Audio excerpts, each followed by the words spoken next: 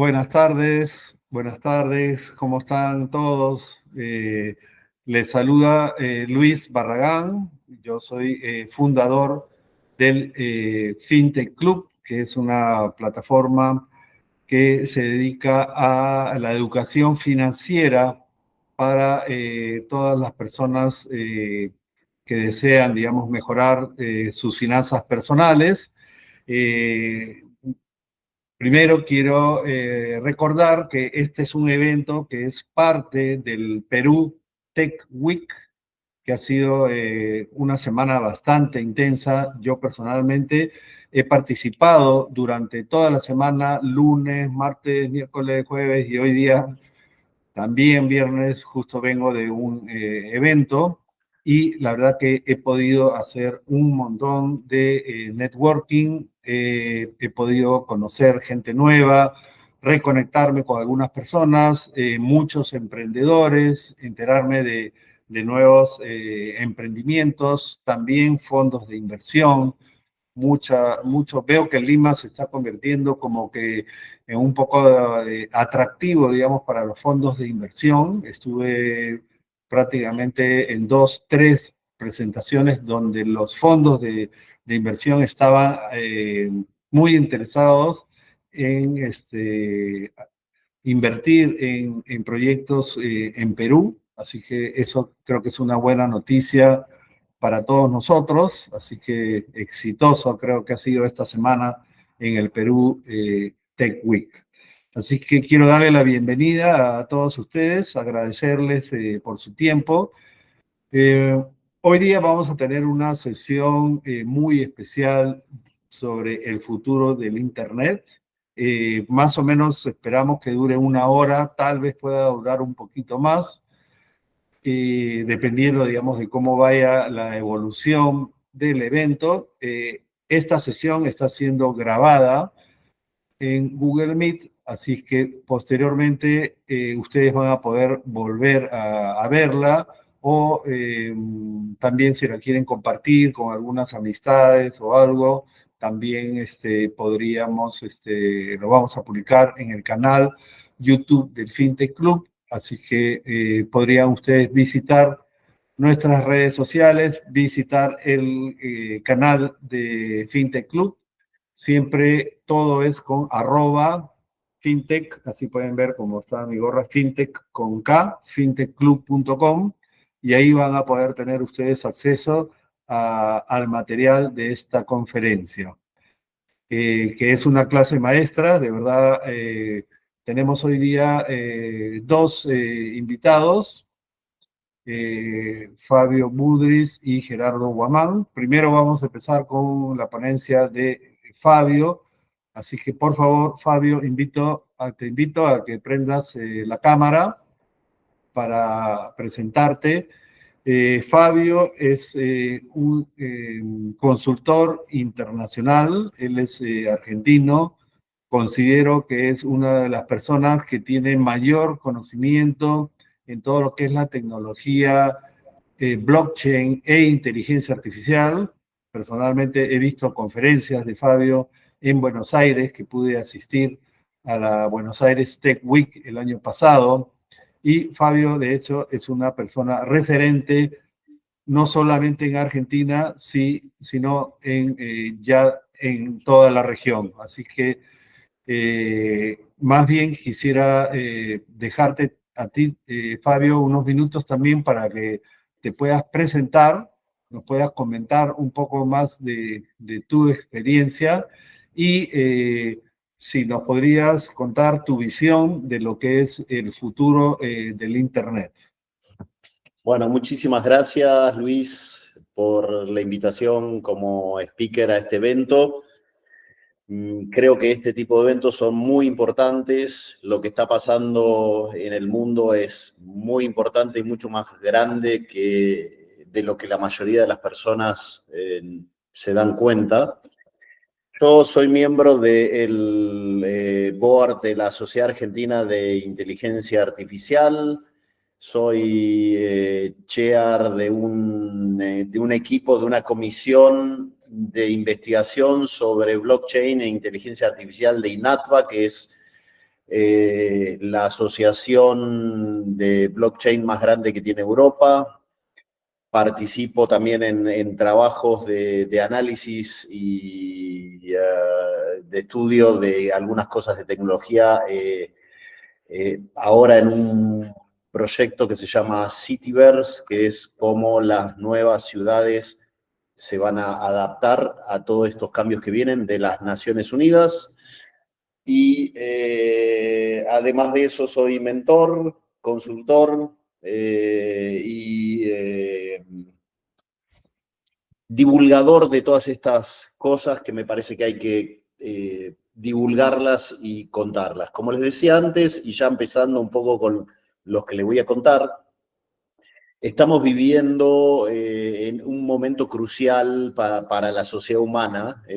Yo y muchas otras personas decimos que estamos en el comienzo de la cuarta revolución industrial, que en este caso es la revolución cibernética.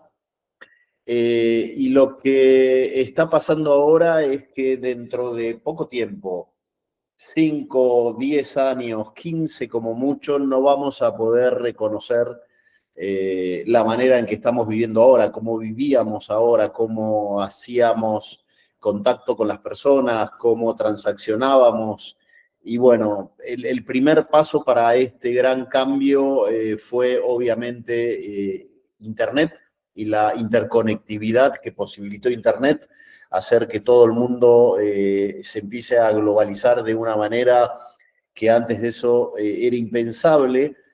Pero lo que se viene ahora, el cambio que se viene ahora es muchísimo, muchísimo, muchísimo más grande del cambio que hubo hasta ahora con Internet, con empezar a hacer cosas online. Es muy profundo en todo sentido. Y bueno, y obviamente la Internet al ser de alguna manera el vehículo que va a posibilitar y que posibilitó el inicio de esta revolución cibernética con lo que fue la revolución de la información antes, se va a ver totalmente también influenciado y cambiado. De por sí, lo que vamos a ver en los próximos años es el aumento de la interconectividad, el aumento de la velocidad. La Internet va a empezar a llegar a todos lados, lo que está haciendo, por ejemplo, que todos deben conocer, Elon Musk con su empresa de satélites. Se está hablando que para probablemente fin de este año va a haber 44.000 satélites solamente en red de esta empresa y que básicamente no va a quedar ningún lugar, ningún spot, ningún punto en el planeta Tierra que no tenga acceso posible a Internet. Y además, ahora están dando velocidades de 300 megas, 200 megas, pero esto es el primer paso. Después se vienen la super Internet. Y teniendo en cuenta esto, después tenemos otras dos tecnologías que son las que van a cambiar y lo que muchos de ustedes, o como Luis lo contaba o lo publicó, la Web3 que recién está empezando, va a generar un gran cambio en todo lo que hacemos. A ver, Internet de alta velocidad, Internet en todos lados, más inteligencia artificial. Perdón, me quedé pensando porque iba a decirlo en inglés, a veces se me confunde la cabeza con los términos en inglés y en castellano. Más inteligencia artificial, más blockchain, y dentro de blockchain hay algo que va a ser fundamental y va a ser el gran catabolizador de todo esto, que es la tecnología SSI, que es la tecnología de identidad digital descentralizada. Estas tres cosas, o cuatro si quieren, van a cambiar las reglas de juego y van a posibilitar nuevas formas de hacer las cosas e incluso, y esto para muchos de ustedes que seguramente están aquí porque les interesa la tecnología, porque hacen negocios y trabajan o planifican trabajar con estas tecnologías, estas tres cosas simultáneas van a posibilitar la creación de un montón de nuevos negocios que hasta ahora eran impensables. Como vino hace unos 20, 30 años las redes sociales, Facebook, Google, que fue un gran cambio, y estas hoy en día son las empresas más ricas y más capitalizadas del planeta. Lo que se viene ahora es mucho más grande. Van a haber muchísimas empresas nuevas de la misma envergadura o de envergaduras muy grandes. De hecho, si hoy agarramos una empresa de las top 20 cualquiera de blockchain, no vale menos de 8.000, 9.000, 10.000 millones de dólares. Y la verdad es que la industria de blockchain todavía no ha comenzado. Está comenzando recién ahora. Y si se fijan lo que pasó con la AI, que empresas que la lideraban, como por ejemplo OpenAI, no valía nada hace 3 años atrás y ahora vale cientos de miles de millones de dólares, ya se dan cuenta lo que está empezando a venir en los negocios. Hay oportunidades por todos lados. Lo que se viene para todos los que estamos trabajando en esto es algo increíble, increíble. Y por otro lado, si ya no vamos tanto a los negocios, si vamos a la vida, al día a día, lo que se viene es la revolución de la salud, la revolución de las finanzas, la revolución de la educación, la revolución bancaria, la revolución de cómo vamos a interactuar con las personas, de cómo vamos a comprar las cosas, de cómo nos vamos a comunicar entre uno y otro, la revolución del sistema político, que ya lo estamos viendo. Perú es uno de los precursores en ese sentido, que va a contar, tengo entendido, el año que viene, por lo menos para los peruanos que están fuera de Perú, con la posibilidad de votar a través del uso de tecnología blockchain. Todo esto va a cambiar el mundo de una manera tan, pero tan profunda que realmente es difícil de imaginarse. Ahora todo el mundo habla de que ya en el 2030, en el 2030, todos estos cambios ya van a estar empezando a llevarse a cabo y que el 2030 al 2032 son los años donde hay un antes y un después. Y ustedes dicen, 2030, libro de ciencia ficción. Bueno, estamos ya casi en el 2026. Estamos hablando de 6 años, 5 años, o sea, probablemente todos los que estamos acá vamos a estar viviendo esto. Después voy a contestar preguntas. Hay algunas personas que están empezando a escribir, estoy viendo, pero bueno, por ahí algunas de estas cosas se pueden tocar en todo esto. Acá hablan de los altos riesgos del blockchain, demasiado técnico. Es así y no es así. Hoy en día el que tiene el alto riesgo es la Web 2. Cuando nosotros transaccionamos, cuando hacemos algo en la Web 2, estamos totalmente expuestos al hacking, estamos totalmente expuestos al fracking y a todo tipo de cosas que pueden hacer con nuestros datos y con las operaciones que hacemos online, muchas de estas. No sé si saben, pero en el 2025 se calcula que va a haber aproximadamente como entre 8 y 10.000 millones de dólares de pérdidas, de usurpaciones de identidades, de operaciones y cosas que se hacen en Internet, por ejemplo. Ni nombrar que si me dan, algún día, Luis, tenemos que organizar un evento de este tipo y hacerlo en vivo, tomarnos 5 o 10 minutos y hacerles un perfil de algunos de ustedes con inteligencia artificial, con un prompt especial de inteligencia artificial que se pone a investigar los datos que hay de alguno de ustedes, de cualquiera de nosotros, de una forma tan profunda que además de esto, no solamente podemos saber qué le gusta a la persona, qué no le gusta, qué hizo, a qué grupos pertenece, dónde comerció, sino que además hace un perfil psicológico, que esto lo puede hacer la AI y hasta hace poco no se podía hacer, y nos puede decir qué cosas tenemos buenas, qué cosas tenemos malas, cuáles son nuestras debilidades emocionales. No saben hasta qué profundidad se pueden hacer este tipo de cosas simplemente con el acceso a Internet y un prompt con alguna inteligencia artificial de estas que por $20 por mes podemos tener acceso cualquiera de nosotros. ¿Qué significa esto? Esto significa que hoy por hoy Internet Web 2 es un gran riesgo para un montón de cosas. ¿Y qué es lo que viene a traer la Web 3? Bueno, justamente todo esto de la descentralización, todo esto de el cuidado de los datos, todo esto de darle el tema de control y de alguna forma soberanía de los datos a cada uno de los usuarios, a cada uno de nosotros. En realidad, la Web3 viene a resolver muchos de los problemas que ahora están ocurriendo. Estos problemas de suplantación de identidad, estos problemas de que no tenemos independencia, estos problemas de que incluso no tenemos de alguna manera ningún tipo de control sobre qué pueden saber los otros de nosotros. Perdón, Fabio, Sí. tenemos la mano levantada de... Dale, hagámoslo, me parece bien, hagámoslo Sí. así más interactivo. Sí, adelante, José Zárate, que tienes la mano levantada. Sí. Hola, José, estás muteado, ¿eh?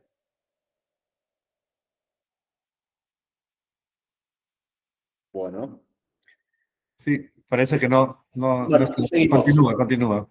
Entonces, ¿qué es lo que... Ahí estás, José. ¿Estás, José, para hablar o no? Estás No. muteado, José. No, bueno, seguimos. Entonces, ¿qué es lo que se viene de alguna manera con todo esto? Lo que se viene ahora entre la Web 2, la Web 3, que es un tema que está muy en boga, es una próxima década donde la intersección entre la AI, lo que vamos o que estamos llamando Web 3 y la identidad digital van a cambiar y van a crear un valor y van a bajar los riesgos online a una velocidad que hasta ahora nos parece totalmente imposible o absurda. La Web 3 va a aportar infraestructura de propiedad, va a aportar el mundo, el contacto con el mundo real, con las cosas, los incentivos, los mercados. La inteligencia artificial va a aportar velocidad de una manera absurda, va a aportar la posibilidad de bajar el riesgo y de hacer un montón de cosas que hasta ahora no podíamos hacer.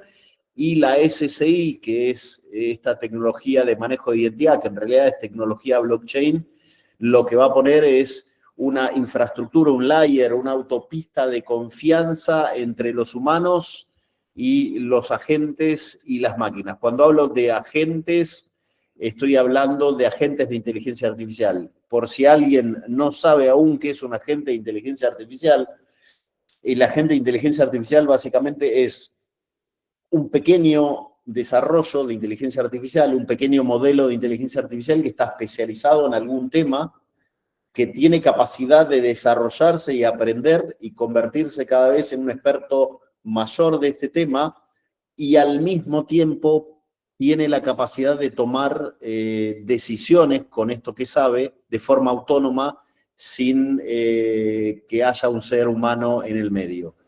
Entonces, esto se viene en la Web 3 también. De hecho, ya está empezando a pasar. Hay algunos retailers que venden cosas en Internet, electrodomésticos o algún tipo de cosa, que tienen agentes de inteligencia artificial que actúan como vendedores. O sea, ese famoso chatbot que ustedes ven es mucho más que un chatbot.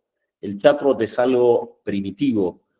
Hay muchos que ya tienen las primeras versiones de los agentes de inteligencia artificial que les venden, los analizan, les hacen preguntas y los acompañan en todas estas cosas. Y lo que va a pasar con estos agentes, que son los que van a, no sé si decirlo lamentable o no, pero es lo que va a pasar, muchos de los empleados de muchas empresas van a ser reemplazados de alguna forma por agentes, con procesos de RPA, de automatización. Lo que va a pasar es que las empresas van a empezar a interactuar, empresas grandes sobre todo, que tienen más de una locación geográfica o más de un lugar, y los que van a interactuar van a ser agentes a veces y no seres humanos. Y vamos a tener un gran problema en la Web3, que lo estamos empezando a tener, que no vamos a saber con quién estamos interactuando. ¿Estamos interactuando con un ser humano? ¿Estamos interactuando con un agente? ¿Estamos interactuando con un modelo de inteligencia artificial? Y la Web3 justamente con el uso de blockchain va a traer la posibilidad de, a través de esta tecnología SSI, identidad digital descentralizada, de saber con quién estamos interactuando, de saber a quién le estoy vendiendo, de saber que si tengo una consulta online con un médico, el médico es quien dice ser, y además de poder verificar las credenciales del médico de una manera autónoma y de una manera de que el médico no tenga que revelar nada de él, pero que yo pueda estar seguro. Este tipo de cosas, este tipo de transacciones, de información, transacciones comerciales con inteligencia artificial, y en las finanzas, y en las ventas, en el retailing, y en la salud, y en todas las verticales que ustedes se imaginan, es lo que se viene ahora en la Web3. Esto es la Web3. La Web3 es IA, la Web3 es blockchain con sus diferentes tecnologías, las tecnologías financieras, y lo que se viene también es el uso de la identidad digital, que es el gran, por decirlo de alguna forma, catalizador de todo el resto de las tecnologías. Y si acá hay mucha gente, hay algunos de ustedes que los conozco de nombre del mundo blockchain, por ahí me equivoco, pero acá justamente en el chat, creo que era Sergio León, decía que la blockchain es muy compleja todavía, y justamente hay dos cosas que van a hacer que en los próximos 5 o 10 años la blockchain se vuelva básicamente masiva para todos los que vivimos en el planeta Tierra. Estas dos tecnologías son estas dos mismas que estamos en la Web3, que son la IA. Imagínate si vos querés hacer un traspaso de una cripto, de una wallet a otra cripto, a otra wallet. Ahora es un lío.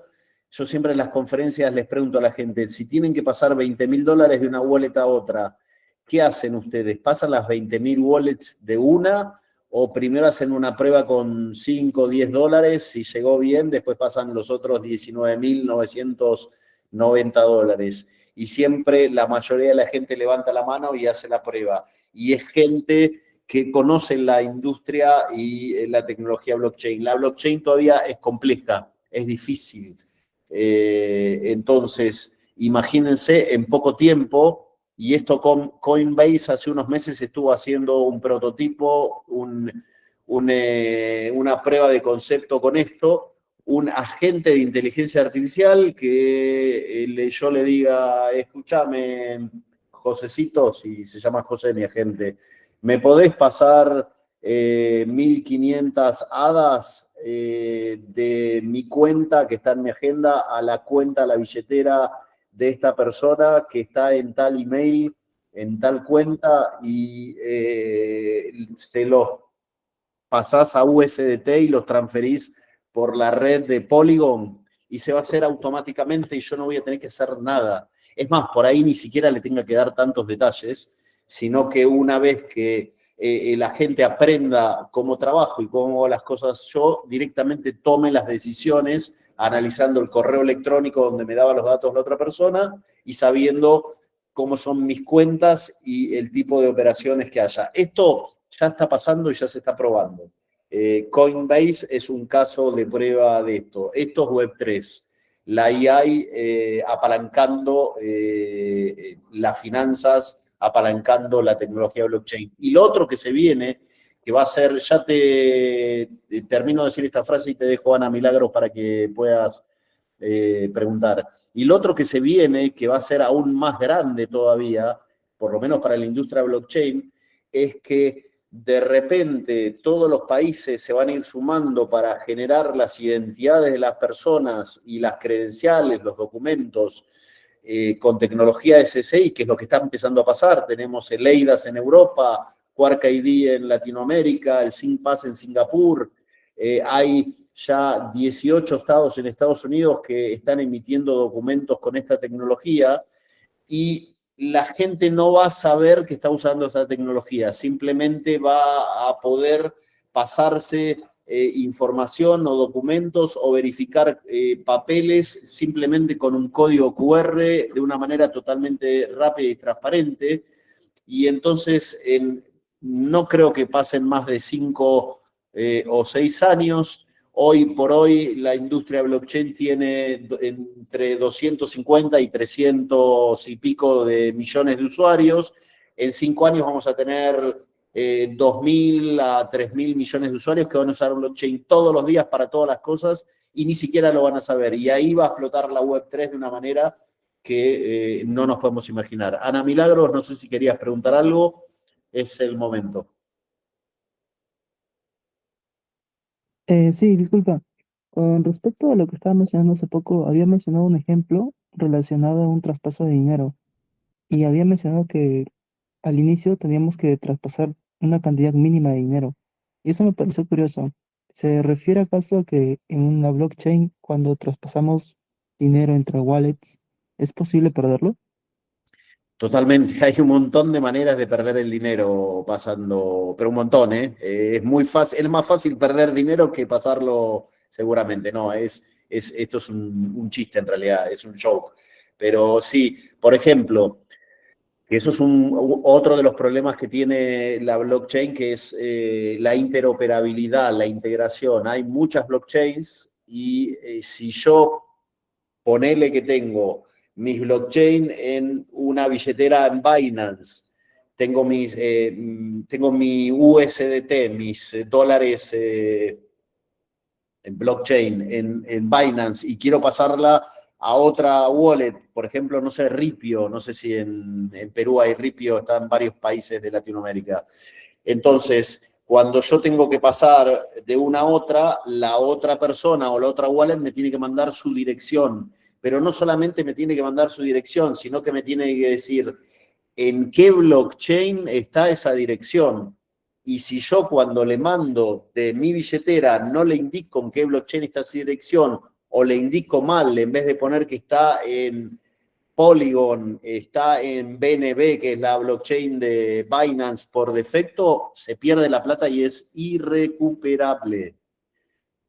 O si de los, ya no me acuerdo cuántos números son, creo que son 30 y pico del código, tiene 30 y pico caracteres, pones un código mal, es irrecuperable si existe una wallet con ese código con una diferencia.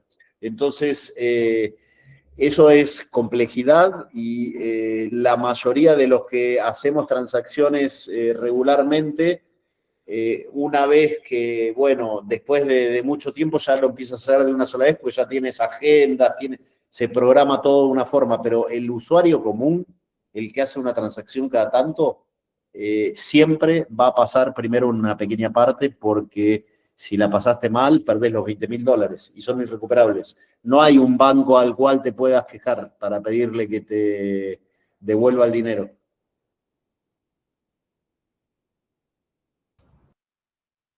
Sí, sí, Fabio, ahí tenemos unos minutos más. De repente los que deseen hacer preguntas, si las pueden poner ahí en el chat.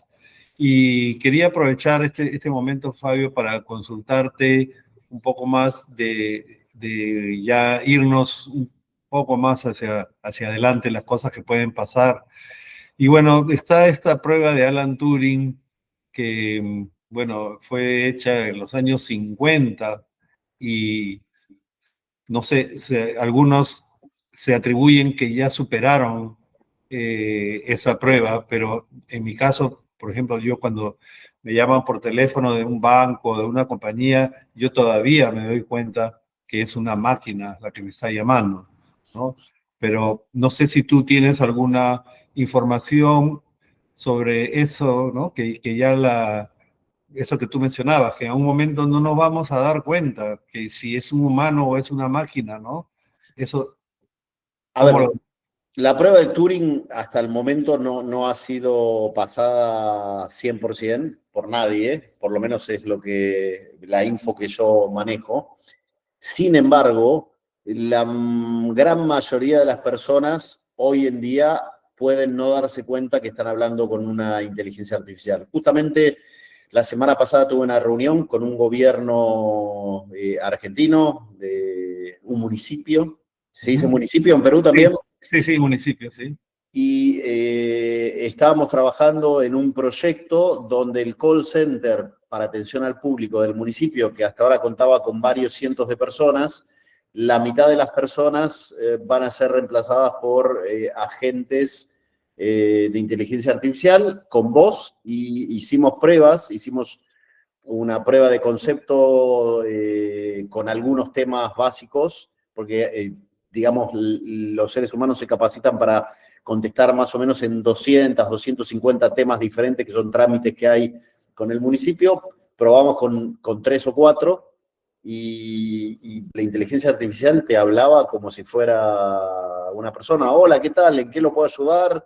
Sí, yo llamo para tal cosa. Y te hacía algunas preguntas, vos le contestabas y te llevaba a la resolución, e incluso probamos que el que se daba cuenta que era una inteligencia artificial le decía, discúlpeme, pero no quiero hablar con una inteligencia artificial, quiero hablar con un ser humano, y la inteligencia artificial te dice, ok, no hay problema, aguarde en línea que ya le paso con un ser humano, y automáticamente transfería la llamada a otra persona.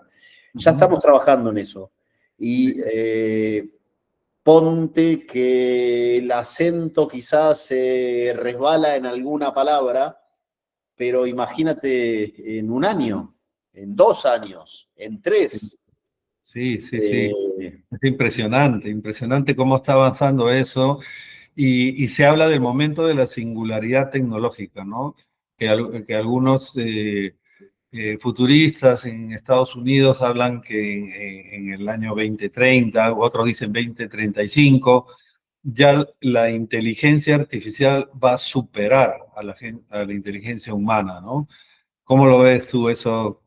¿Qué tan real lo ves todas esas películas de ciencia ficción y temas de lo que se viene de acá a unos 10 años? A ver, como te contaba previo a que abramos el salón para que entren las personas, yo ya, no para venderle a otros, sino para mí personalmente, yo ya estoy trabajando con diferentes modelos de inteligencia artificial que me ayudan en mi trabajo de todos los días. Hace ya más de 2 años, básicamente desde el primer día que salió OpenAI a nivel masivo, ese mismo día pagué y empecé a usar el modelo. Después probé la mayoría de los modelos. Y lo que te das cuenta es que es imposible competir contra la velocidad que tiene la inteligencia artificial. No tenemos tanta velocidad. Es imposible competir con la capacidad de realizar tantas tareas simultáneamente que tiene. No podemos competir contra eso.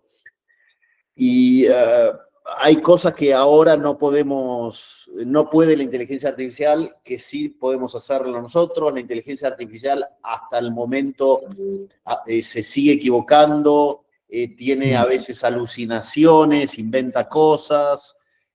Sin embargo, todo esto mejora día a día y vamos camino a la llamada superinteligencia artificial, que es lo que se habla en el 2030, 2035. Sí. Y yo siempre, en todas las conferencias que doy, en todos los programas a donde asisto, siempre digo lo siguiente. A ver, la tecnología no es el problema es el ser humano. Cuando se inventó la bomba atómica, unos la usaron para tirar la bomba atómica y otros la usaron para generar medicina nuclear, electricidad más económica, energía para todo el mundo. O sea, La pregunta es cómo la vamos a usar, qué vamos a hacer nosotros. Ahora, lo que yo veo ahora es una gran oportunidad para el ser humano y un gran peligro en este momento, y va a depender de nosotros.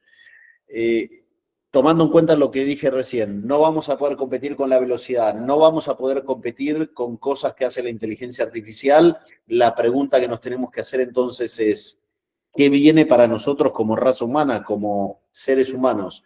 Y lo que viene es un peligro y al mismo tiempo una gran oportunidad para empezar a desarrollar todo lo que hemos desarrollado en estos últimos miles de años, porque siempre tuvimos que hacer las cosas nosotros, y ahora vamos a tener inteligencias artificiales que van a empezar a reemplazarnos, y robots con inteligencia artificial que también van a poder empezar a hacer trabajos pesados y cosas que ahora tenemos que hacer nosotros. Entonces, ¿qué viene?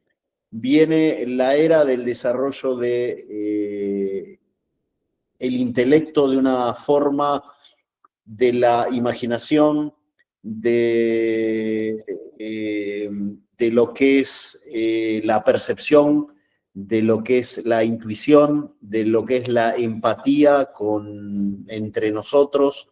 Estas son cosas que la inteligencia artificial, y es mi opinión, no es la verdad, creo que no va a poder duplicar nunca, porque la inteligencia artificial no va a tener espíritu y alma. Entonces, es el momento que tenemos porque vamos a tener más tiempo, para empezar a desarrollar todas estas cosas y generar una sociedad que va a despegar como un cohete hasta lugares impensados. ¿Hay peligros? Muchos peligros, Luis. Depende de lo que hagamos en el camino. Sin duda, Fabio. Una última pregunta ya para poder liberarte y pasar con Gerardo. Es justamente empalmar con el tema regulatorio, el tema legal, ¿no? Se habla mucho de que esto que tú estás comentando ahora, como que hay que poner un límite, ¿no? Que el ser humano no pueda usar la inteligencia artificial para dañar al ser humano, ¿no? Ojalá pues, se pudiera hacer eso. Pero eso, por otro lado, también limita la innovación. Entonces, algunos están como que wow, sí, es urgente, ¿no? Inclusive Elon Musk quiso parar el desarrollo de la inteligencia artificial porque iba a destruir al ser humano, pero para mí más era una estrategia comercial para que él gane tiempo desarrollando la suya, pero independientemente, digamos, de la lucha que hay entre los diferentes, digamos, fabricantes de tecnología poderosos en el mundo, ¿qué va a pasar con la gente pobre, ¿no? La gente que no tiene acceso a la tecnología, que no puede llegar a tener esos recursos, hasta dónde se debe regular y qué cosas deben quedar libres. Bien, es una excelente pregunta. Justamente es uno de los grandes desafíos que tenemos como seres humanos, básicamente en el mundo, y no voy a entrar en mucho detalle porque eso se lo vamos a dejar a Gerardo para que lo explique después, pero básicamente como ejemplo tenemos a la Comunidad Económica Europea, que hizo una regulación de inteligencia artificial que pone limitaciones. Después, Gerardo, vos contás cómo es. Y después tenemos, por ejemplo, a Estados Unidos, que da consejos, pero deja libre a las empresas para que hagan lo que quieran. Y ahí empieza a ponerse en riesgo, y ahí empieza la humanidad, la ambición por hacer cualquier cosa porque voy a poder ser más poderoso y tener dinero, o ponemos freno y nos ponemos todos de acuerdo en cuidar determinadas cosas. Uno de los problemas que hay justamente con las empresas europeas es que están diciendo, muchachos, le están diciendo a los políticos, ustedes nos están poniendo límites, y en Estados Unidos y en China no hay límites legales para lo que se puede hacer con la inteligencia artificial, entonces nos están dejando afuera de la carrera.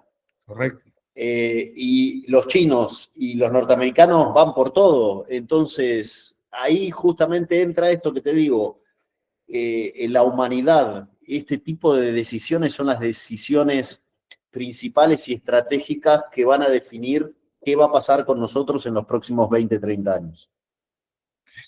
Muchas gracias, Fabio. La verdad, te felicito por todo ese conocimiento que tienes y agradecerte sinceramente por compartirlo con nosotros.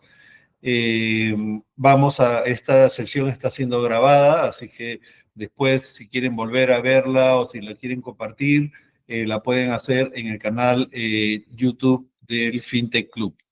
Así que muchas gracias, Gerardo, perdón, Fabio, y damos pase a Gerardo para que pueda ahora continuar con los temas legales. Gracias. Muchas gracias, Luis, muchas gracias a todos, y Gerardo, dale duro que hay mucho para hablar de eso.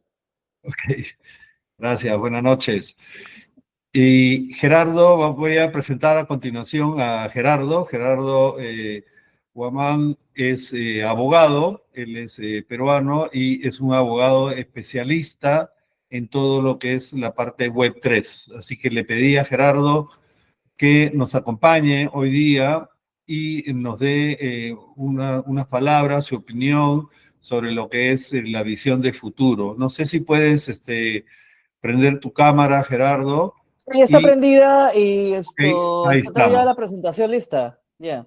Listo. Entonces, Gerardo, si tienes 15 minutos para poder compartir tus conocimientos sobre los retos legales y si que tienen preguntas, por favor pueden prender su micrófono o si no dejar en el chat. Adelante, Gerardo, estamos viendo tu Sí, por pantalla. favor, por favor, que las preguntas sean después de la presentación a fin de que haya un orden, ¿de acuerdo? Correcto, correcto. Ya. Sí, lo Bien, dejo en el chat. entonces empecemos. A ver, me presento, soy Gerardo A. Morales, abogado de profesión, miembro del Club del Bitcoin, y hace poco me confirmaron que soy embajador de la Asociación Peruana de Blockchain, y agradezco bastante a la oportunidad de poder representarlos. Y la presentación y el tema de hoy que nos trae para finalizar la Tech Week de este año es retos legales de las actuales innovaciones digitales.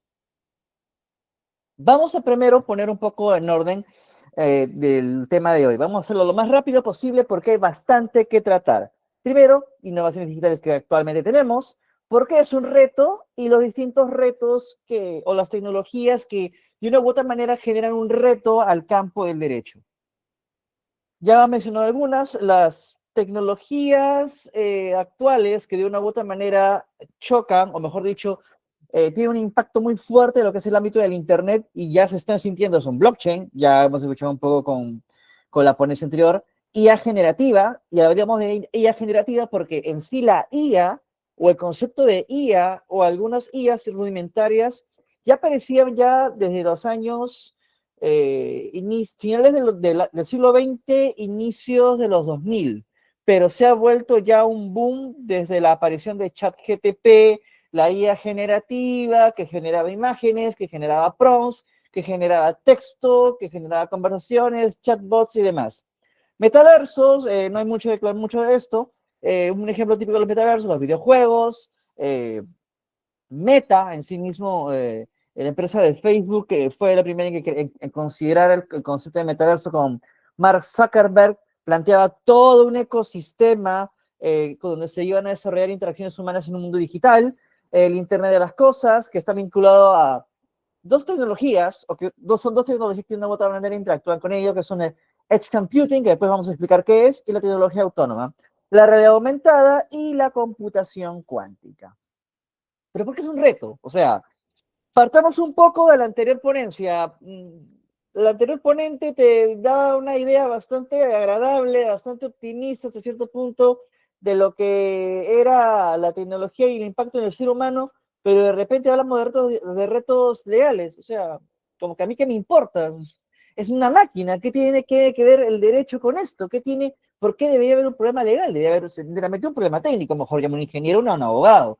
Pero hay que entender un poco que el ser humano, justamente porque es un ser complejo, puede tender, no necesariamente tiende, pero puede tender al conflicto.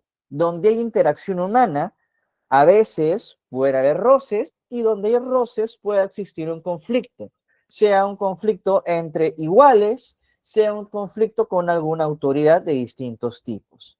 La digitalización de la vida humana genera entonces nuevos ambientes donde pueden surgir nuevos conflictos. No necesariamente los conflictos terminan porque existe un mundo digital, sino que pueden intensificarse porque hay nuevas variantes dentro de la ecuación que generan que el conflicto se vuelva aún más complejo, más problemático y que incluso tenga mayores efectos no solamente en el mundo digital, sino en nuestra vida cotidiana. Ahora, empecemos con quizá la tecnología que más ha llamado la atención. Bueno, no tanto llamado la atención, no tanto como la IA, porque la IA es la que se ha puesto más de moda, pero es la tecnología que más se habla cuando se habla de dinero, blockchain. Ya muchos acá, si han ido a los eventos de la Tech Week, saben lo que es blockchain. No vamos a un poco tocar el tema ni una definición porque sería redundante, pero vamos a quizá tomar los temas que más se habla en torno a dónde podrían surgir esos conflictos o problemas jurídicos. Blockchain como registro, los temas de los criptoactivos, los smart contracts y los servicios financieros. ¿Cómo se hace como registro? No entiendo. A ver, ¿cómo es esto? Blockchain como registro, si ya algunos ya han estado en la Tech Week en algunos eventos de lo que es blockchain, saben que se tiende a registrar transacciones. Bien, esto puede dar la oportunidad de que existan ciertas transacciones, cierto registro de transacciones de un toma y dame, por así decirlo, que pueden tener un impacto social y jurídico muy fuerte, como lo que es el traspaso de propiedad, el resguardar ciertos datos personales y el traslado de transacciones propiamente dicho, como es el caso de las criptomonedas. Ahora bien, en el caso de las criptomonedas, como que no habría mucho impacto a nivel de registro, pero ¿qué hay con, por ejemplo, el traslado de propiedad? En el caso peruano, no sé si cuántos serán de Perú, la ley te exige que lo que es el traslado de propiedad de bienes inmuebles sea mediante registros públicos. Blockchain no es registros públicos. Y según la norma, si no se hace de distinta forma, se considera que puede caer en nulidad, haciendo que el traslado se considere como prácticamente no existente. En el caso de los criptoactivos, la cosa se pone más interesante o bastante interesante, porque no hay un tipo de criptoactivo, hay varios tipos de criptoactivos. Están las criptomonedas, están los tokens utility, los security, los NFTs y demás. Al existir distintos tipos de criptoactivos, pueden existir distintas maneras de interactuar con ellos. Entonces, pueden surgir también distintos tipos de problemas. Por ejemplo, vinculando un poco con lo que fue el anterior blockchain como registro. Si existe un NFT, por ejemplo, un NFT que represente propiedad, digamos que yo compro un NFT que represente propiedad supuestamente en Perú, pero supuestamente la ley te dice que no, que la propiedad se considera mediante registros públicos, mediante un montón de procedimientos legales. ¿Qué pasa con la compra que yo hice? ¿Me estafaron? Ok, entonces hay un tema que hay que ver. O por ejemplo, vamos al mismo casi al mismo tema. Compré un NFT que me da el derecho a ciertas actividades en un inmueble. No necesariamente propiedad, al uso. Pero resulta que la persona, la empresa que emitió los NFTs, que era dueño de la propiedad, la vendió o se la quitaron. ¿Qué pasa con mi NFT? O sea, se puede generar un conflicto. Con los smart contracts pareciera que no es tan sencillo ver un conflicto, pero sí se puede dar. Ya hay ciertos estudios de los retos de los contratos inteligentes en la gobernanza de las organizaciones autónomas descentralizadas en la TAM. O sea, para más o menos hacerlo sencillo para que todo el mundo me entienda. Una organización autónoma descentralizada o DAO es aquella organización que se maneja por smart contracts. Pero, por lo general se gobierna mediante una comunidad, ¿no? Mediante blockchain, en vez de que haya documentos, papeles, se hace todo de una manera bastante automatizada, ¿no? Pero el asunto está en que muchas jurisdicciones, muchos países de Latinoamérica se manejan por códigos civiles o por leyes de sociedades que te dicen claramente que tales actos societarios o de comunidades se hacen por tales o cuales actos jurídicos. Los actos de una DAO se pueden considerar un acto jurídico válido, es un problema. Los servicios financieros, ¿cuáles son los riesgos asociados a las DeFi? DeFi, que es finanzas descentralizadas, genera toda la posibilidad de servicios financieros no frente a un banco, sino frente a algoritmos. Pero, ¿qué pasaría si un algoritmo funciona mal? ¿Qué pasaría si, digamos, la plataforma que dice ser completamente descentralizada también permitía la interacción con tokens que estaban vinculados a pseudo proyectos, entiéndase a potenciales estafas? ¿Quién se hace responsable de eso?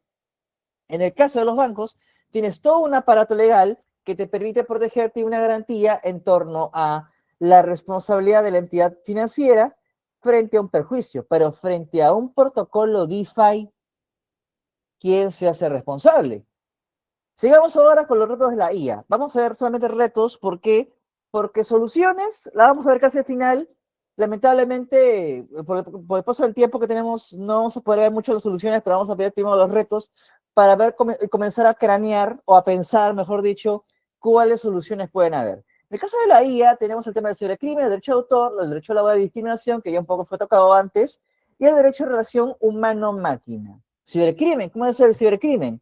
Bueno, seguro ya habrán escuchado de casos donde una persona roba la identidad de otra mediante inteligencia artificial, modifica un poco la imagen, viola el derecho fundamental de la imagen de una persona, con ello prácticamente, y usa la imagen para fomentar otro tipo de estafas o apropiarse de ciertos tipos de patrimonio, como es el caso que podemos ver en pantalla, donde una empresa, un director de una empresa llamada Arup, habla sobre haber sufrido un delito de deepfake en el cual se perdió 25 millones de dólares.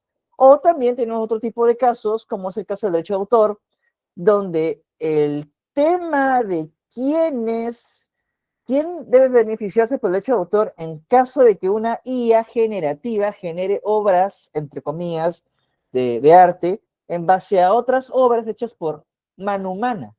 ¿La IA tiene derecho de autor? ¿Fue la IA que lo inventó? ¿Fue la empresa que creó la IA? ¿Fue quien puso el prompt? Hay un tema que hay que ver. Y es un tema importante. ¿Por qué?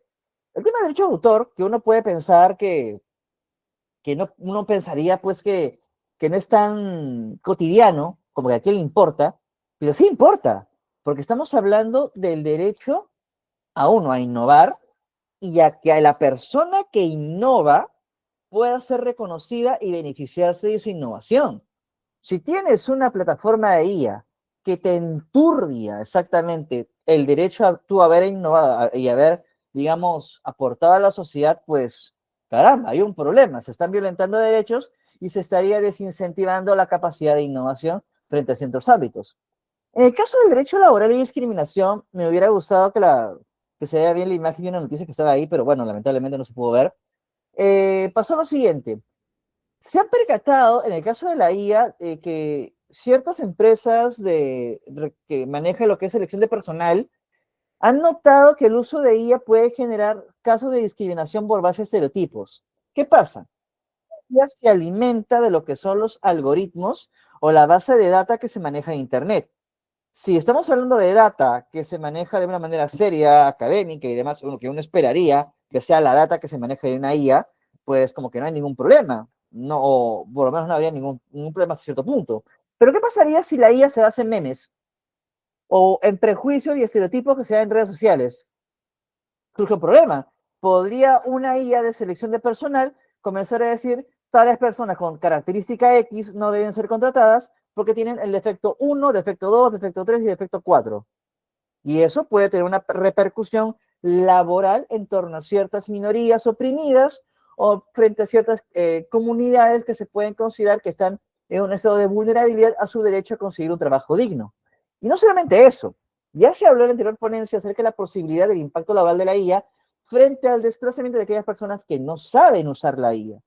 Si bien es cierto, la ley o la norma no puede regular directamente una tecnología, sí puede, hasta cierto punto, prevenir el impacto de un cambio tecnológico de tal manera que pueda prevenir el ecosistema laboral, permitiendo que la capacidad de desempleo no sea tan alta. Pero eso ya es cuestión tanto del gobierno, que tiene la iniciativa mediante el Ministerio de Trabajo de fomentar el empleo, porque justamente por eso se llama Ministerio de Trabajo y Promoción del Empleo, como también de la misma persona en tratar de actualizarse a fin de no quedar completamente vulnerada en el mundo laboral.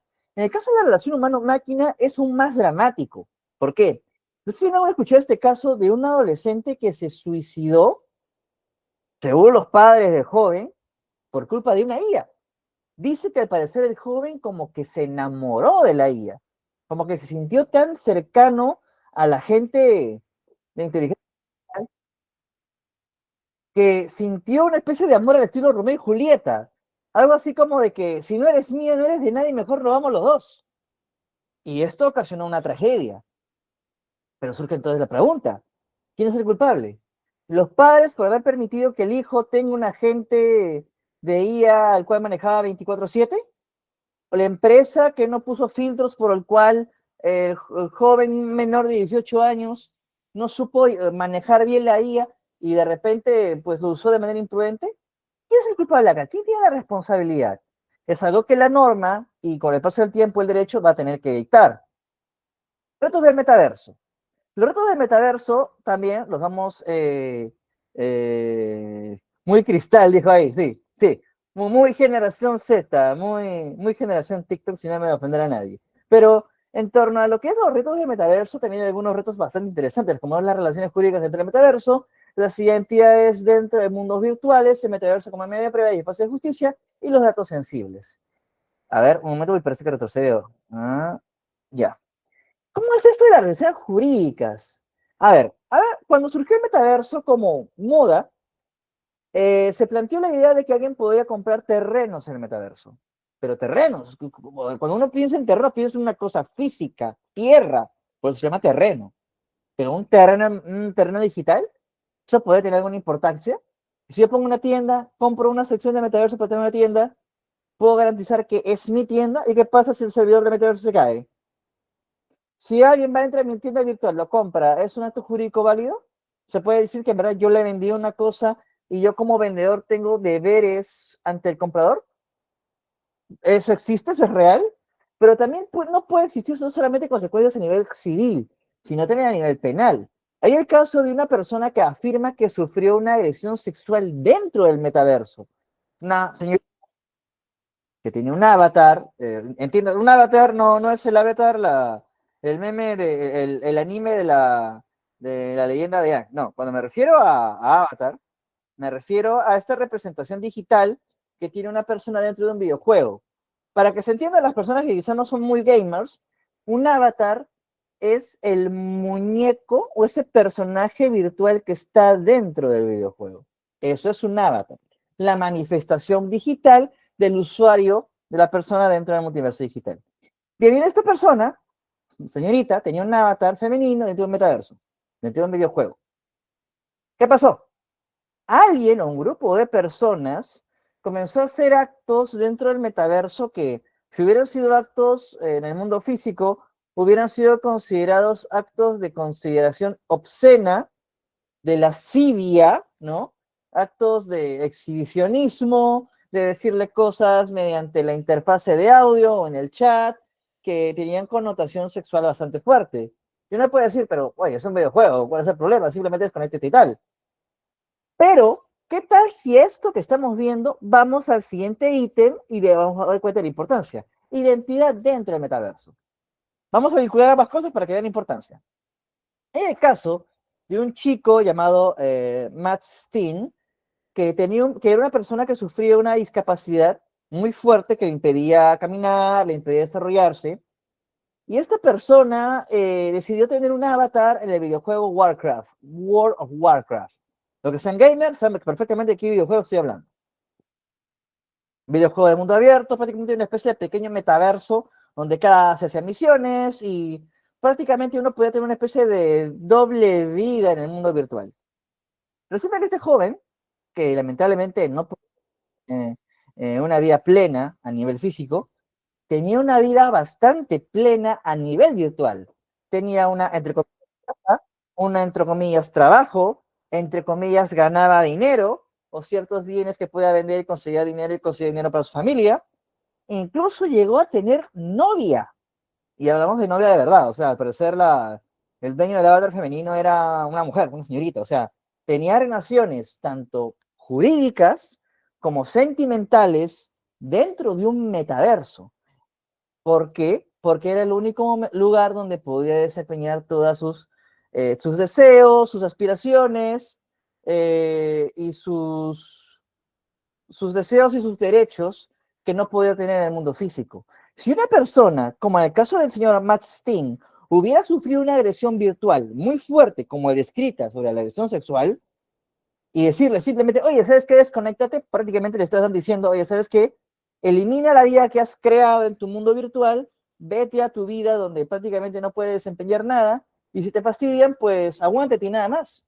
Y eso prácticamente no está bien, porque la misión del derecho, como disciplina y como como disciplina académica y como disciplina humana, es evitar el conflicto social. Metaverso como prueba y espacio de justicia. Simple porque se nos está acabando el tiempo. Han habido casos donde el metaverso se ha podido usar como herramienta tanto para que audiencias jurídicas como también como medio de prueba, ya que en un metaverso, en un mundo virtual, puedo replicar los contextos de una vida real. Yo podría replicar un accidente de tránsito en el metaverso y comenzar a examinar si lo que dicen otros testigos en torno a un accidente de tránsito es real, pues mentira. Pero también está otro tema más, vinculado un poco a lo que hemos visto antes, el tema de los datos sensibles. ¿Por qué? Hay metaversos que funcionan bastante sencillo, simplemente creo un avatar y listo, pero hay otros metaversos donde van a requerir más data. Puede ser un poco de KYC, un poco de información en torno al cliente, puede ser incluso datos físicos y biométricos del usuario, dependiendo del caso concreto. ¿Y qué pasaría si estos datos se filtran? ¿Qué pasaría si una persona, por querer hacer bullying o querer causar un conflicto con otra persona dentro del metaverso o dentro del mundo real, quisiera doxear, o mejor dicho, filtrar los datos sensibles de la persona del metaverso al mundo real o del mundo real al metaverso, generando un conflicto? ¿Esos datos deberían ser protegidos? ¿Existe la suficiente ciberseguridad? Y si se dañan, ¿quién es culpable?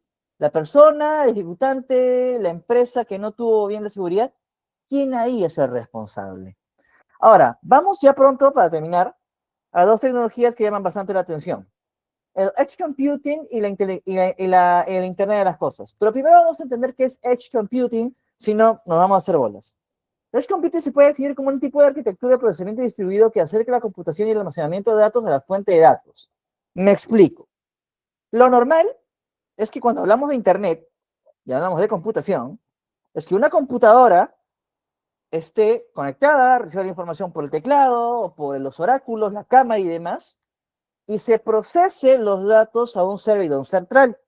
Los que saben informática saben perfectamente de lo que estoy hablando. Los que no, recomiendo buscarlo un poco más por internet, ¿no? Por Google, que es un servidor central. Pero eso puede tardar bastante y ese lapso de tiempo entre el envío de información que capta un aparato hasta el servidor y después se emite una respuesta, se le dice tiempo de latencia. El Edge Computing lo que busca es minimizar el tiempo de latencia, haciendo que el procesamiento de la información sea en el mismo lugar en donde se recibió la información. Ejemplo, tengo un carro virtual, un carro autónomo, lo de Tesla. Estoy manejando. Aprieto un botón, le entro información mediante el teclado de la computadora del carro, y esa información para que se procese hasta el satélite, el servidor y demás va a estar bastante tiempo. Pero eso no puede ser posible para mí como usuario, porque yo requiero a veces conducir quizá a velocidad. El Edge Computing permite que se compute, vale la redundancia, la información que yo ingrese casi en el mismo aparato en el que yo lo estoy ingresando, de tal forma que el tiempo de latencia de respuesta sea más sencillo. Eso dentro de lo que es el Internet de las Cosas es muy importante. ¿Por qué? Porque si yo tengo objetos inteligentes dentro de una casa, televisor inteligente, refrigerador inteligente, cocina inteligente, todo smart, reloj inteligente, todo smart, y tengo Edge Computing, la información que yo le dé o las solicitudes o los prompts que yo ingrese a las máquinas para que hagan tal o cual cosa, va a ser más sencilla, va a ser más rápida. Ya no va a tener que enviar a un servidor central, remitir la información y que reaccione tan lento, sino que me va a permitir disfrutar de esta tecnología smart de una manera más eficiente. Sin embargo, esto ha tenido ciertos riesgos y ciertos casos. Uy, ¿qué pasó? Quizás el caso más llamativo de lo que es Internet de las Cosas es uno que justamente sufrió Elon Musk. ¿Qué pasó? Seguro algunos ya lo han escuchado y ya hubo memes al respecto. Un carro de Tesla era manejado por su conductor, vale la redundancia, y de repente el carro se incendió o sufrió un accidente. Debido a un tema de latencia, a un tema de que todo era smart, lamentablemente la persona falleció.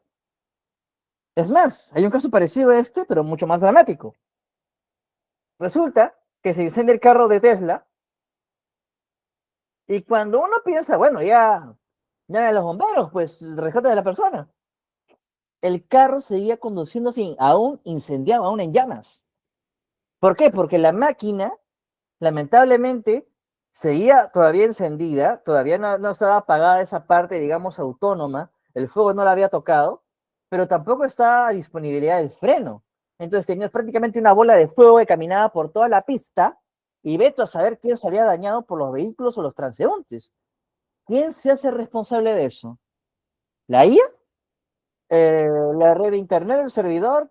¿Tesla puede haber hecho un mal aparato? Capaz es Tesla. Como estamos viendo, se está condenando a Tesla a pagar una millonada por el fallo de un piloto automático. Entonces, va a depender del caso concreto, es un reto para el derecho ver, va a depender mucho de cómo se solucione o si se va a tener que modificar o crear una normativa especial para poder ver ese tipo de problemas. Ahora veamos con los últimos, el tema de la realidad aumentada. La realidad aumentada quizás no es tan nuevo, es hasta cierto punto antiguo. Algunos que, no sé, que ya son base 3 o base 2, en mi caso, se habrán escuchado pues el famoso videojuego de celular llamado Pokémon Go. A finales de la década pasada se puso bastante de moda el tener, no, perdón, miento. A inicios de esta década se puso bastante de moda tener esta aplicación donde uno caminaba por la calle y supuestamente capturabas Pokémones mediante el celular, ¿no? Y uno caminaba y había points en la ciudad que eran como, entre comillas, gimnasios, y tú tenías que caminar y entrabas con tus amigos y demás. Muy bien para una ciudad del primer mundo. Pero ¿qué pasaría si estás en Perú? No sé si alguno sea de Perú. En el Callao, a las 3 de la mañana, caminando con tu celular, supuestamente buscando Pokémones. Y te asaltan, ¿de quién es la culpa? ¿Es de Pokémon Go? ¿No es de Pokémon Go? Como en el caso de la noticia que vamos acá en el diario del país. Un accidente mortal porque alguien está demasiado ocupado o distraído jugando con el móvil. Y es que hay que entender algo, cuando hablamos de gaming, o sea, lo que son los videojuegos, una parte muy importante de lo que es la industria del gaming es la capacidad de retención de atención del usuario. Retener al usuario para que siga jugando. Y si hablamos de un videojuego de realidad aumentada como Pokémon, que está de moda, y genera una retención muy fuerte para el jugador, justamente para que no se distraiga de otra cosa que no sea el juego, esto puede generar un accidente. ¿Es responsabilidad del jugador? ¿Es responsabilidad de la empresa de videojuegos por haber hecho un videojuego tan adictivo? ¿De quién es la culpa? Y nos terminamos con quizá una tecnología que puede poner en jaque varias de las tecnologías que ya hemos visto antes, que es el tema de la computación cuántica, computación cuántica, perdón. Se puede definir como un paradigma de computación que utiliza los principios de la física cuántica, ahora vamos a explicar un poco más esto, como la superposición y entrelazamiento, pero en resolver problemas complejos de forma mucho más rápida que las computadoras clásicas. Para que se entienda, en física cuántica existe este concepto, en física, perdón, clásica o no cuántica, existe este concepto de que un objeto esté en un lugar A o esté en un lugar B, pero no puede estar en A y B al mismo tiempo. En el caso cuántico, que hablamos de lo que es la física microscópica, microparticular, o sea, subparticular, más pequeño que un átomo, la cosa cambia. Según la física cuántica, han habido casos incluso de partículas que parecieran interactuarse en dos lugares a la vez, comportándose como onda, como partícula, de una manera que llama bastante fuerte la atención. Esto ha desafiado bastante la física actual, la física newtoniana, la física de Einstein y demás. Y aplicado a lo que es computación, esto es muy fuerte. ¿Por qué? La computación se basa mucho en la lógica. A o B. A, entonces B. A o no A. A y B. A o B. Aquellos que han llevado lógica saben perfectamente de qué estoy hablando. Pero si tienes entonces computación cuántica, entonces A y no A pueden darse al mismo tiempo. Tú dirás, ¿dice a mí qué importa? ¿Qué tiene que haber al derecho acá? Simple.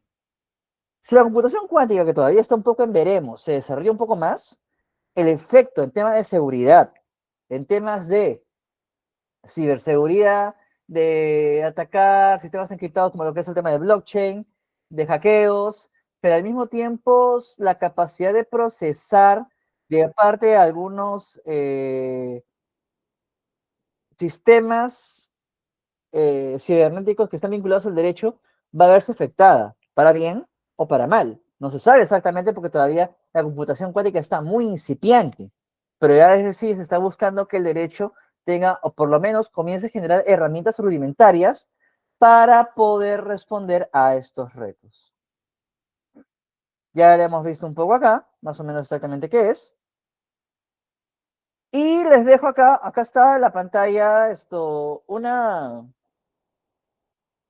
los casos que estamos viendo acá sobre computación cuántica me baso en un paper llamado Quantum Computing and the Law, Navigating the Legal Implication of the Quantum Leap, que dejo justamente el link acá en pantalla. Voy a tratar de copiarlo para que puedan, un momento por favor, para que puedan, después de terminar la conferencia, voy a tratar de poner esto en el chat del Google Meet para que cualquiera lo pueda leer y pueda notar la importancia de esto. Y ahora bien, soluciones. ¿Cómo diantres solucionamos todos estos problemas? La verdad es que las soluciones son varias, pero todavía están en pañales. Legislación específica. Como ya se mencionó en la anterior ponencia, sí han habido intentos de legislaciones macro, entiéndase legislaciones generales por parte de la EU, de la Unión Europea, tanto en materia de blockchain y de mercado de criptoactivos, con lo que es el reglamento MiCA, como también el reglamento de inteligencia artificial, pero no son la panacea. ¿Por qué? Porque son soluciones macro, en amplio, en general, de tal forma que los miembros de la EU puedan aplicarlo en caso concreto. Y ya depende mucho de la política legislativa y el caso concreto de la cultura jurídica de cada nación y también del desarrollo tecnológico de cada nación, de cómo va a implementar esa legislación macro. Jurisprudencia que se convierte en precedente vinculante. ¿Cómo es esto? Existen jurisprudencias o decisiones judiciales cuya importancia es tan fuerte que se considera que es precedente vinculante. Esto es, que a futuro otros jueces han de tener en cuenta ese caso o esa sentencia al momento de resolver. Va a ser necesario por parte de los jueces, tanto de Latinoamérica como del Perú como del mundo, comenzar a crear sus propios tipos de criterios con la norma existente a fin de poder crear soluciones viables en caso concreto. Va a ser difícil porque debes tener que llevar norma quizás un poco desfasada a una situación nueva, pero es necesario innovar en materia jurisprudencial. Doctrina o teoría jurídica. ¿Cómo es esto? Dentro del derecho decimos doctrina o teoría jurídica a los famosos libros o autores de derecho que opinan, reflexionan sobre el derecho y generan pues este tipo de material jurídico, cerros de libros y ríos de tinta, por medio del cual se pueden generar pues ideas, opiniones o reflexiones a generar un punto de vista que pueda ayudar a los agentes del derecho, al Estado o al Poder Judicial, a los abogados. Por ejemplo, hace poco, no sé si lo tengo acá en la mano. Acá está. Mira, les cuento un poco. Este es un libro que me compré hace un par de años. Me lo firmó un autor, pero dos autores peruanos. El doctor Mario Camere y el doctor Álvaro de Castro, justamente me lo dedicaron acá presumiendo los libros. Y había una sección de este libro que es solamente Transformación del Derecho y la Era Digital, que hablaba de la IA y si la IA podía tener derechos y derechos de autor. Hay todo un artículo, yo les recomiendo ahí que lo busquen, si cuando vean la grabación busquen el título, muy llamativo porque reflexiona si es posible que la IA tenga derechos o no, o si es posible que tenga su propio patrimonio, al igual que lo puede tener una empresa. Pero en fin, son reflexiones que se dan a nivel, digamos, de la doctrina. Un ejemplo de solución, por ejemplo, como ya lo mencionamos, como la regulación MiCA en caso de criptoactivos y caso de blockchain, regulación sobre la IA en el caso de la Unión Europea otra vez, y sentencias sobre criptoactivos y legitimación legal de la blockchain. ¿Cómo es esta legitimación legal de la blockchain? Ya hay experimentos y casos, como en el caso español, donde ya se está viendo los primeros casos de tokenización de activos inmobiliarios, por medio del cual el Estado reconoce que cuando un bien inmueble ha sido tokenizado, convertido en tokens, llevado a la blockchain, tiene el mismo peso legal que haber pasado con todo el trámite dentro de lo que es registros públicos. Entonces, vemos poco a poco cómo el Estado está intentando asimilar esas tecnologías a fin de no quedar, digamos, atrasado. Y bueno, no, nada más que agregar. Aquellos que quieran contactarme, hablar un poco más del tema. Ahí tienen mi Linktree con todas mis redes sociales en el QR. Pueden escanearlo si desean y lo dejo en pantalla para que podamos pasar para las preguntas. Muchas gracias, Gerardo. Bastante tema ahí que tratar, el tema legal, que a veces uno no le da importancia. La verdad que nos has hecho una clase maestra donde vemos que hay pues un montón de aplicaciones que se puedan generar, ¿no? Así que ahí vi que habían algunas preguntas que estaban en el chat, pero creo que ya las mayorías de ellas están resueltas. A ver, pásame algunos, a ver si... A ver, o no sé. acá en el chat vemos en países como Estados Unidos o España ya existen marcos para regular la tokenización. La pregunta es, ¿qué considera que le falta al Perú para avanzar hacia un marco claro en esta materia? Una reforma, en mi opinión, desde mi punto de vista, una reforma total del Código Civil y de la normativa vinculada a registros públicos. ¿Por qué? El Código Civil, el actual, que es de 1984, vaya que es antiguo, 1984, prácticamente más de 40 años, ¿ya? Tiene una sección que tiene que ver con registros públicos. Toda una sección del Código Civil es netamente registros públicos.